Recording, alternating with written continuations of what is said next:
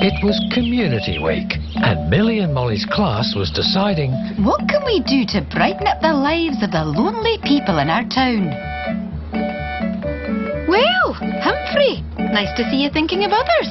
We could send someone to outer space. No, Humphrey, that's something you would like. I want you to think of something that someone else would like. Millie? Some people don't have a family to give them presents. We could give them something. Good. Molly? It would have to be a special present. Something that shows we're really thinking about just what they like. Excellent. Then we'll do that. And Humphrey, I'd like you to try extra hard to think of someone else other than yourself. Can you do that? Easy.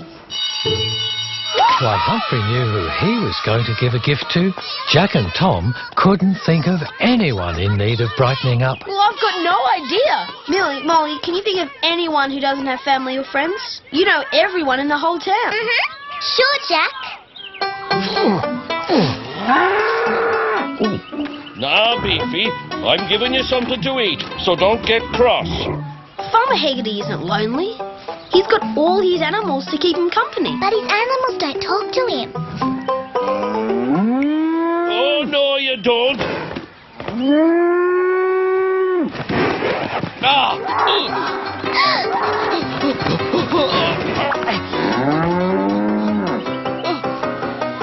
Oh, no, my hat! My favourite hat! Put me not! Give me back my hat! Put me not! Put me not! The animals never think about Farmer Haggerty's feelings. Put me not! Whoa! Me not stop! Got to take a naughty goat. Hello, you lot. I wasn't expecting you today. We just came for a visit. Well, it's always nice to see you. Here's your hat back, Farmer Haggerty. Thanks, Jack. Oh, blimey. And my best hat, too. Now settle down, Taffy Bogle, or you'll have me spilling all my groceries before we get them home. Need a hand, Mr. Limpy? Millie and Molly helped everyone in their class to find someone who might appreciate a thoughtful gift. That's very kind of you all. My shopping is getting harder and harder to bring home these days. George and Poppy. Millie introduced George and Poppy to the bookshop owner, while Molly introduced Chloe and Junior Joe to the ferryman. Hi. And together, Millie and Molly reminded Meg that even Miss Blythe only had her budgie to go home to. But Meg didn't need to be introduced to Miss Blythe. Must be hearing things.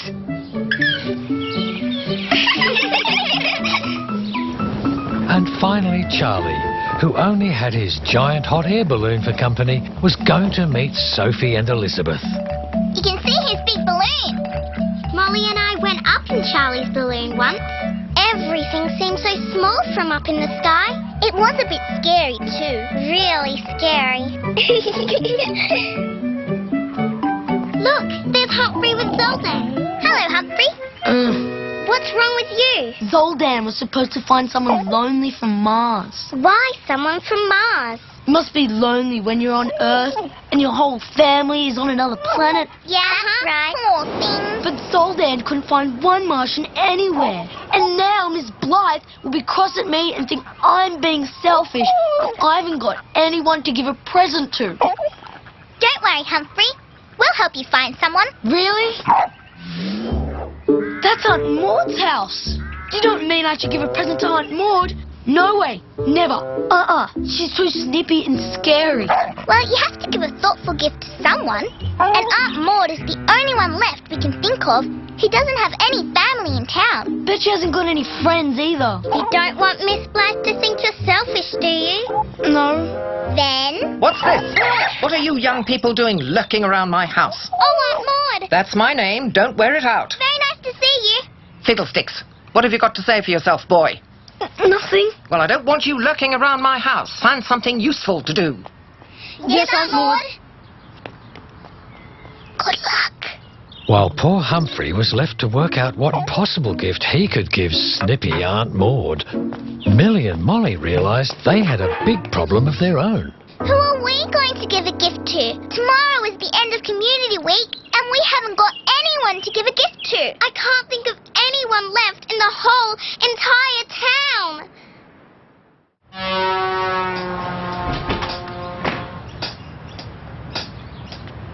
Humphrey tried very hard to find out what Aunt Maud might like, so he could get exactly the right gift for her. Zoldan, Zigga-da-dower.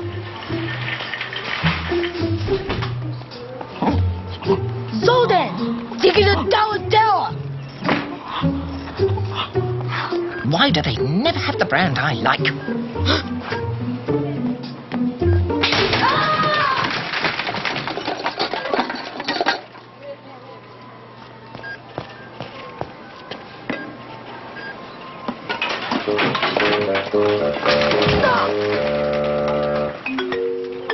You again.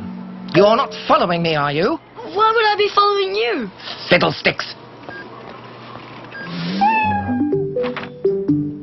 But Millie and Molly had had an idea. While Millie went looking in her mother's cookbooks, Molly began to collect as many lemons as she could find. And Humphrey, well, Humphrey was still trying to find an idea for a good gift for Aunt Maud.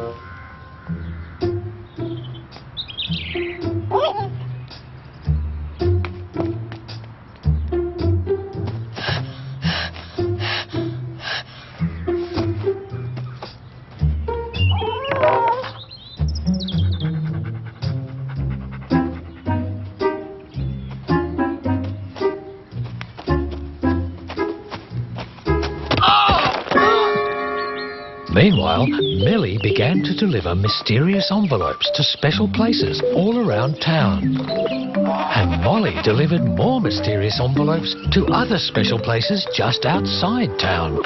Let's just see what else you've been up to, young man. Nothing. Honest, I was just trying to find a way to brighten you up, Aunt Maud. Fiddlesticks, following me around, spying on me, trespassing and tripping me over. Not what I would call brightening me up. I don't understand. My prize garden! It was hard to see how Humphrey could ever find a gift for Aunt Maud now.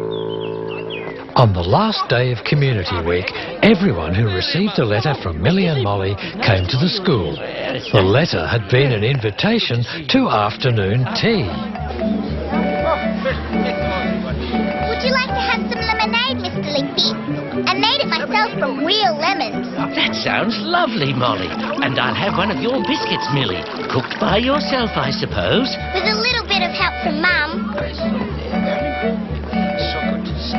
Well, Molly, Millie, this is all very nice. I see people from our class are putting heart and soul into Community Week. Everyone seems to be giving very thoughtful gifts. Now that's just the ticket. I'll make sure Buntby-Not doesn't get a hold of this one. And look at what Sophie and Elizabeth have given Charlie. A pair of binoculars. Think of all the things he'll be able to see close up and up in his balloon. What's Mr. Limpy got? Just what I need. Most thoughtful. Looks like something to bring home as shopping. I've got something for you, Miss Blythe. Me? Well, bless my Scottish soul. Oh, what could this be? See, I washed your car. Well, thank you, Meg. That's very nice. I'm allergic to car detergent, you know. I know. Look, I'm bored. Well, a raincoat. What better gift could a ferryman ask for? Who's supposed to be looking after Aunt Maud? Humphrey? Oh dear, looks like not everyone is going to end up happy. I can see I'm going to have yet another word with Humphrey. He isn't even here. Hello, Aunt Maud. Farmer Hecate? Well, Humphrey was trying hard, Miss Blythe. He wasn't being selfish at all. Well, I don't think we've had a conversation since the agricultural show. Well, I'm sure your gift will more than make up for Humphrey. But it's just lemonade and biscuits. No, Molly. You and Millie have given more than a simple party. You've given all these lonely people something much more. Companionship. That's a very special gift. If only Humphrey had done the right thing, then the day would be perfect. Aunt Maud!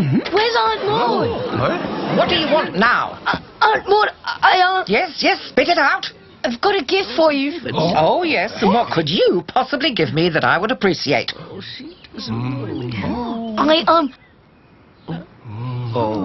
Well, I give me for a whole day to help you in the garden. And Zoldan will stay at home because dogs from Mars don't understand how to act in a human garden. I see. Oh. Well, I think Oh dear. that is probably the best, most thoughtful gift I could ever receive. Well done, Humphrey. And everyone agreed that Community Week had been a big success, especially thanks to Millie and Molly.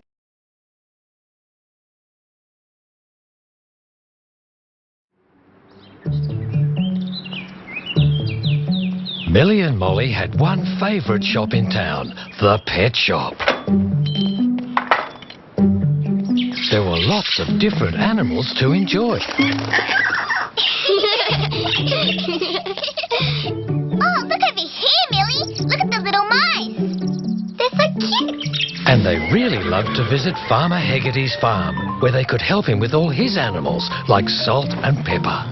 Thank you, Molly. Even horses feel the cold sometimes. That blanket will keep you nice and warm, Salt. The two girls learned a lot about animals, like what they like to eat, Kitchen scraps. Goats will eat anything. and how they behaved. Be careful, Farmer Haggerty. Bumpy Nut's going to eat your hanky. Aha! A goat has to get up pretty early to catch me out. I've been around animals all my life. They can't trick me. And Millie and Molly were even able to teach some animals tricks. Ready? Go, Wags! He caught it. Good catch. Good boy, Wag. Yay, Wag. What a clever dog. So when Harry needed someone to look after his pet mouse while he went on holiday, Millie and Molly didn't hesitate to offer help. So do you think you could look after him? Sure, Harry. We'd love to look after Brian. Yeah, we'd love to. Gee, thanks. He really likes warm places and you have to be really careful. We know all about animals. It'll be easy. Easy peasy. But I don't want anything to happen to him. Oh, don't worry, Harry. We know how to feed animals and teach them tricks, and we're always kind to animals. But there is one special thing about Brian. He likes to escape. Don't worry. We'll be extra careful. So Molly took Brian the mouse to live with her while Harry went on holiday. But not everyone was happy about this idea. Oh, Molly, a mouse. I can't stand mice. Oh, he's all right. He's friendly. Look, Mum, he's so cute. Oh, put him back in his cage immediately. But he doesn't bite or anything. I don't care.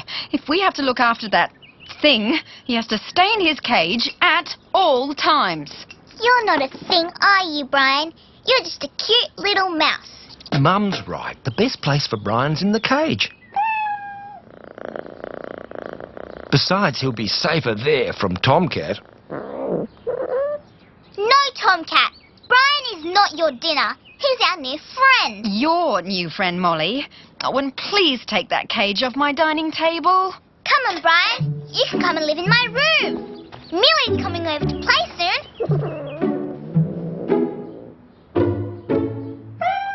No, Tomcat. Brian is a friend. Naughty. Don't worry, Brian. I won't let Tomcat eat you. Well, Dolly, what do you think of that? I like your dress, Jemima, but there isn't enough yellow in it, and it needs stripes. Would you like a cup of tea? Yes, please. I'd love a cup of tea.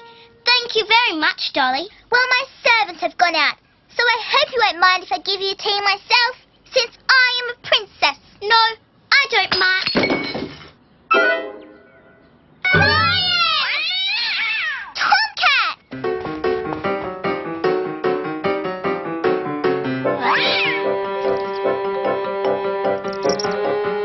No, Tomcat! Don't eat Brian! Quick! No, Tomcat! Poor Brian! Did the bad pussycat frighten you? It's not really Tomcat's fault. No, Molly. It's your fault for letting that mouse escape. Sorry, Mum. Oh, my lovely vase. I don't want that mouse anywhere in this house except in that cage and in your room where it can't cause any more damage. And as far away from me as possible. Don't worry, Mum. I know how to look after animals. Oh, that little thing gives me the creeps. And my lovely vase smashed. Well, Molly has tied the cage closed so the mouse can't get out again, and Tomcat is shut in the spare room so he can't cause any more trouble. All the same, I won't sleep properly till it's gone. I only put up with it for Molly's sake. I feel like I'm living in a zoo. Good night. Good night. I'll switch the light off. Tomcat, go to sleep.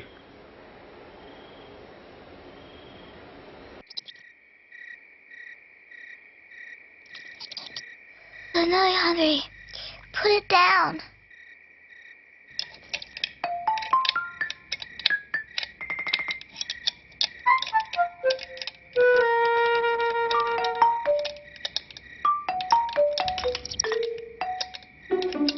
Tomcat, that's Marmalade's dinner.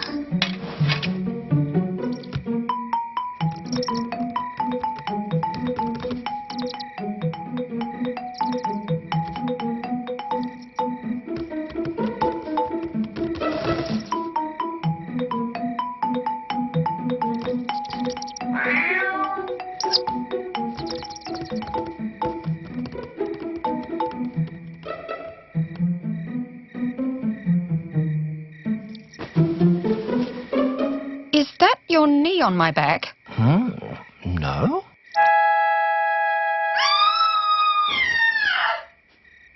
Brian! Oh, keep that thing away from me! Stop, Mum! Don't go in there! Don't forget Cat.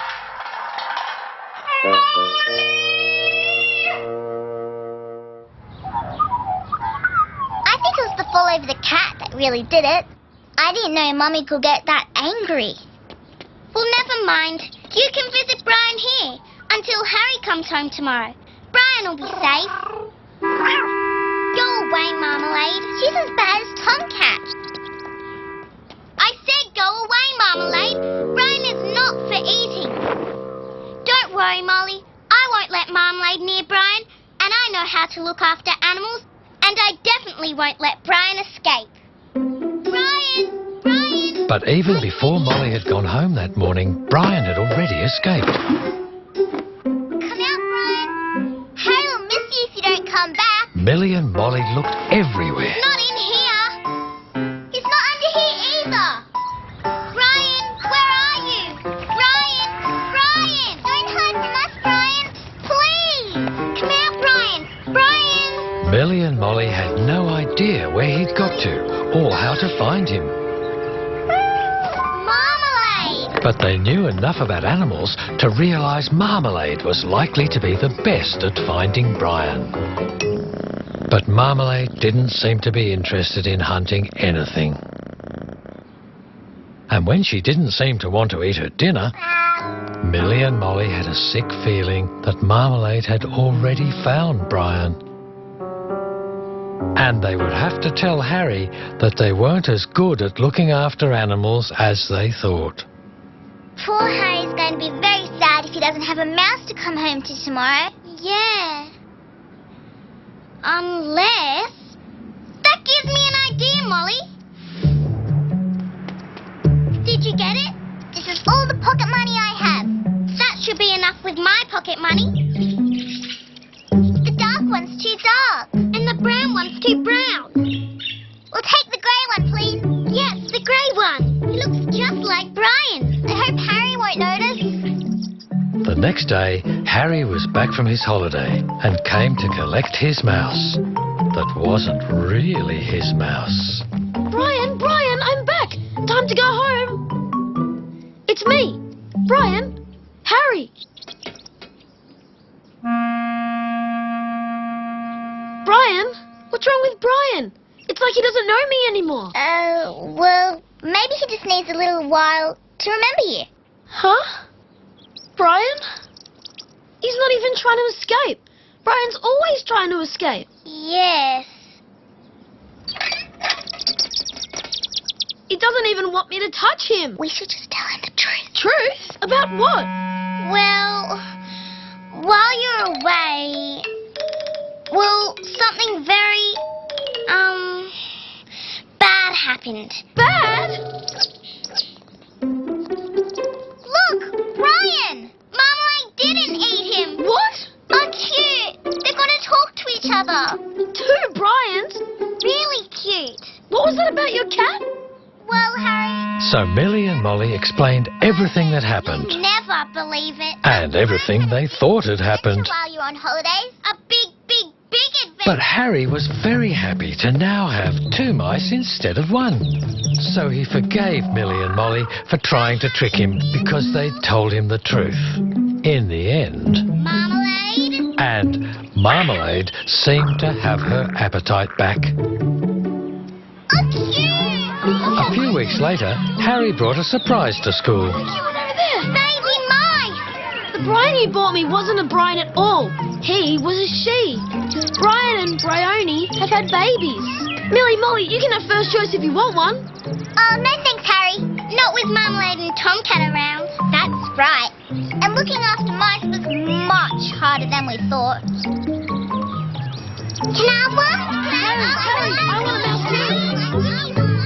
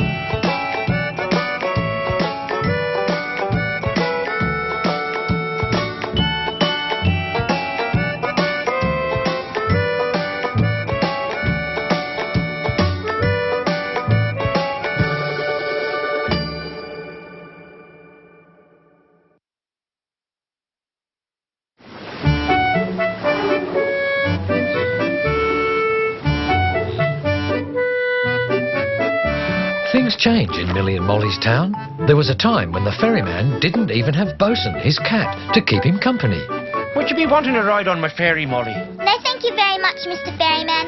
I just like to watch. That's a lovely pussycat you have there. His name's Tomcat. Would you like to pat him? Oh, I would indeed. I like cats. There's a good pussycat. But lots of things changed when Marmalade and Tomcat had a family. Kittens! Marmalade's a mummy! Oh! And Tomcat's the daddy! This was the very beginning of Millie and Molly's friendship. But Marmalade and Tomcat's family gave them a problem to solve. What are we going to do with all these kittens? Well, you can't keep them here. But, Mom! No, Molly. We live in an apartment. We barely have room for Tomcat. Aww. It's all right, Molly. I'm sure I'll be able to keep them at my place. No way. No more cats. But, Dad... It's bad enough I have to put up with Marmalade without a house full of the things. They're not things. They're... You know I only put up with Marmalade for your sake, Millie. You can find new homes for the kittens. Well, can they stay here until we do? I don't know. Please? I suppose so. Thanks, Dad. Thank you. They won't be any trouble.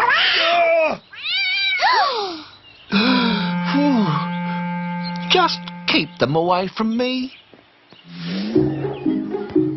So Millie and Molly tried to find nice homes for the kittens. Cry too much. You'll frighten the wee little things. I like this one. Can I have her? Sure, Tom. Anyone else like to keep one? They're free. No, I have a dog. I'm afraid just about everyone already has a pet, Molly. Well, what about you, Miss Blythe? Would you like a kitten of your very own? Sorry, Millie, but my budgie might object to having to share me with a cat. You'll have to find them homes elsewhere. I've got an idea. Put them in a box and float them off down the river. That's horrible, Humphrey. Oh, can't you take a joke? It's not a very funny joke, Humphrey. Poor little kittens. Don't you pay any attention to Humphrey. We'll find you all nice homes. Yeah. But Millie and Molly weren't in any hurry to part with the rest of the cute little kittens. They liked to pat and stroke and play with them. We could call this one Tiger, because of his stripes. One day, maybe he'll grow up to be a real wild tiger. Roar! Yeah, and this one's exactly like Marmalade. Is there a name we could call her that's like Marmalade, but isn't Marmalade? What about Mandarin? That sounds good. Marmalade and Mandarin. Oh, look at that one. It's trying to knit something. The longer they looked after the kittens, the fonder they grew of them. Millie even began to hope that her dad would get used to the kittens and let her keep them all. What's this? Millie! Now, where am I supposed to sit? Sorry, Dad. I've told you before, I don't like cats, especially cats in my chair. I thought you were trying to find homes for these kittens. We are. Well, you need to try a little harder.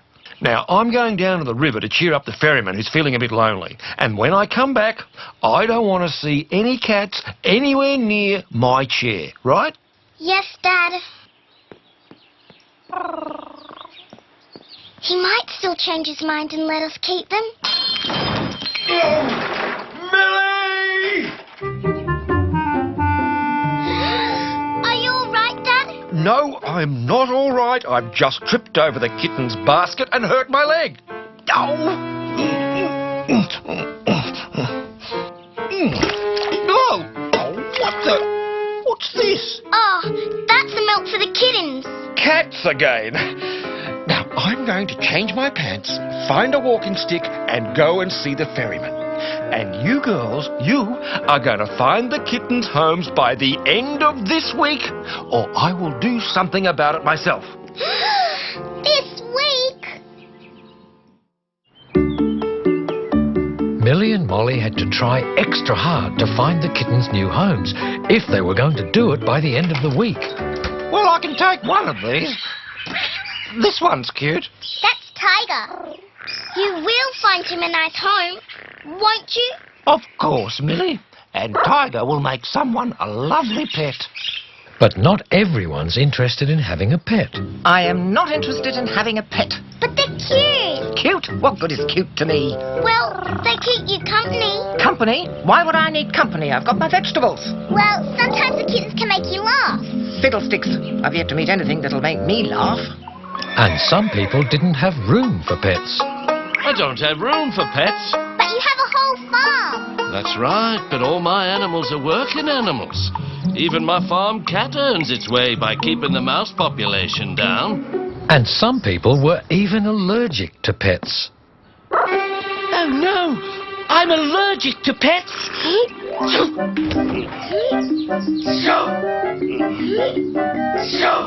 Sorry, Mr. Bookshop owner. Don't worry, Millie. Molly, I'll be all right. But as the week drew to a close, Millie and Molly's persistence did bring some success. I like this little one. Looks like his tail was dipped into a milky coffee or a cappuccino. That'd make a good name for her. Cappuccino. Ha! The perfect name for a cafe cat. Cappuccino. I think she likes that. And the sign Millie and Molly put up at the vet surgery managed to find a home for Mandarin at Maxter's tree hut. Did you know this was the best soccer player in history, Mandarin? Mandarin living in a tree seemed the perfect place for a mandarin. So by the end of the week, Millie and Molly had found a home for all the kittens. All but one. No matter how hard they'd tried, Millie and Molly hadn't managed to find a home for the last little kitten. What are we going to do? Well, he could stay in my room for a bit. But what about your dad? Maybe when his leg gets better, he might let me keep just one. It is only one. Millie's dad's leg was soon feeling good again, and he was feeling even better when he noticed all the kittens had gone. But all the kittens hadn't gone. Millie was keeping the last little kitten hidden in her room and well away from her dad. Shh, little one. We don't want Dad to hear you. Millie? Don't come in, Dad. Why? What are you hiding? Whoa, whoa, whoa, whoa, whoa, whoa!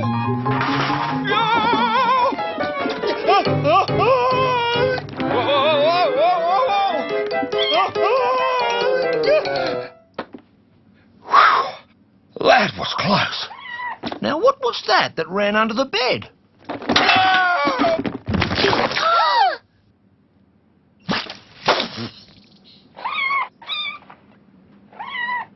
Are you okay, Dad? You haven't done what I've asked and found a home for all the kittens. I have just fallen over and hurt my leg again. I fell face down into the kitty litter tray. And there are things in my hair I can't even bear think about. And you ask me if I'm okay?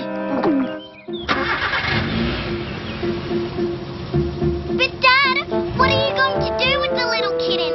I warned you if you didn't find a home for all the kittens, I would do something about it myself. Well, where are you going to take him then? Where I should have in the first place. Down to the river. The river! Millie and Molly remembered what Humphrey had said about putting the kittens in a box and floating them off down the river.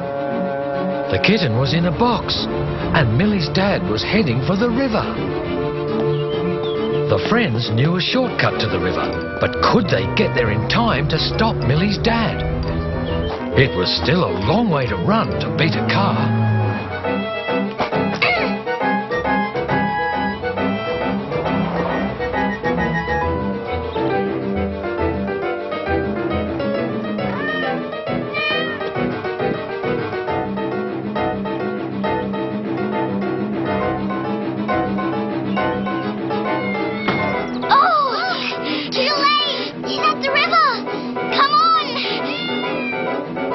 And in the circumstances, well, I just thought it was the best thing to do. Dad!